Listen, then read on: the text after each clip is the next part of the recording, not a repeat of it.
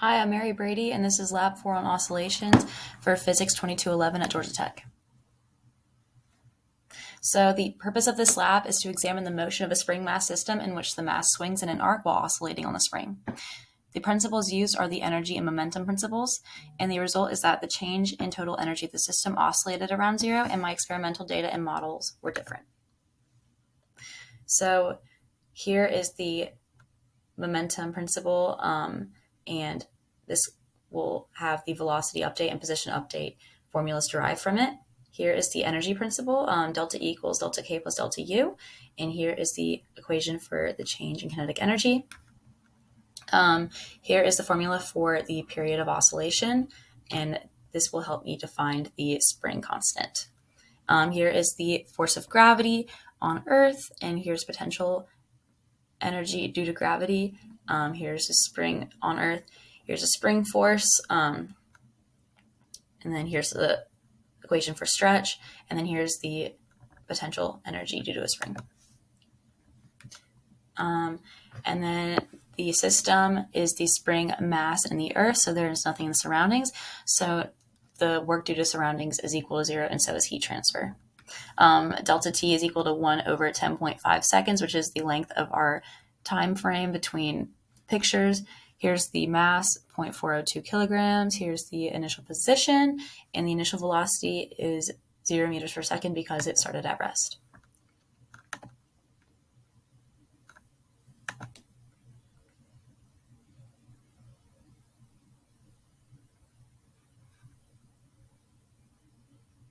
And here is my tracker video. And you can see the spring oscillating.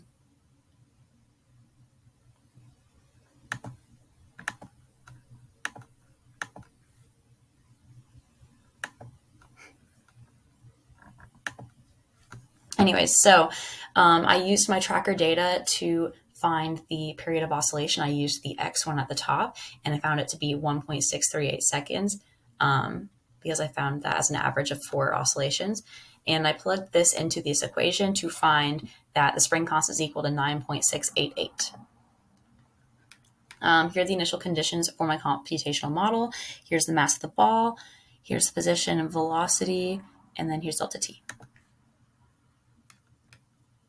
Here's gravitational constant, spring force, L naught, and then here is kinetic and our potential energies, and then total energy.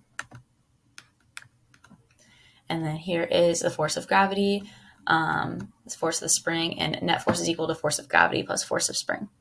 And then I use the momentum principle to find the velocity and position of the ball using the velocity and position update formulas.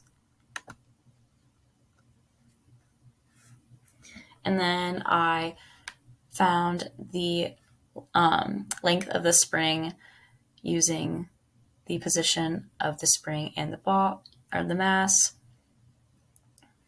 And then here are the energy changes to find the change in total energy. So here's the result of my computational model, and you can see the change in energies. So sadly, my experimental data does not oscillate after putting my tracker data into GlowScript. But if we look side by side at my tracker oscillations and my model, they look pretty similar, where the periods in the X1 are a lot longer than the periods in the Y1. So some sources of error could have been a mistake in using tracker and marking point mass and calibrating the spring. There also might have been an error in importing the tracker data, and also there might have been an error in calculating the spring constant and oscillation period from my data. So my data says that the energy principle is not satisfied because the total change in energy oscillates around 0. It's not constantly at 0. And also kinetic energy should not be negative. And with the blue here, you can kind of see it.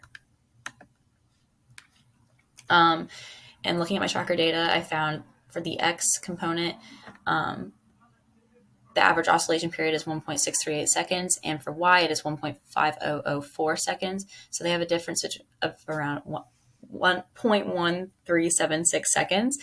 This difference will affect my value I calculate for the spring constant, which affects my spring force and spring potential energy. So it matters which one I choose. And this difference may be caused by the angle at which mass was released or due to my error in selecting point, mass, and tracker. Thank you.